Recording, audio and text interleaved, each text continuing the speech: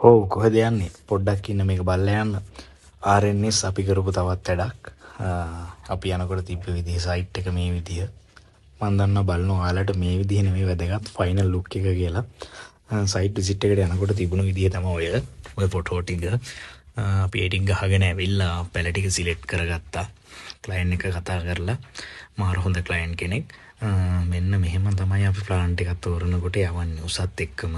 මොකද ගෙවන ගානට සාධාරණයක් කරන්න ඕන හින්දා අපි මේකේ තෝරගත්තු ප්ලාන්ට්ස් වර්ග තුනයි. ක්‍රිස්ටිනා රෙඩ් එක, එක්සෝරා මැලේසියන් එකේ රෙඩ් එක, මාල්දෙබෝ. ඔය තුනෙන් තමයි මේ ගාඩනින් හැඩ වෙන්නේ.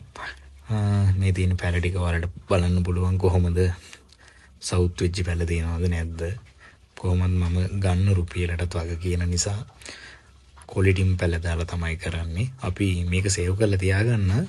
අනිවාර්යෙන් ඊළඟ වීඩියෝ එකේ ගේන්නම් මේකේ වැඩේ ගිය කොහොමද ෆයිනල් අවුට්ලුක් එක සහ කස්ටමර්ගේ කමෙන්ට් එකත් එක්කම. අදට ගිහින් එන්න.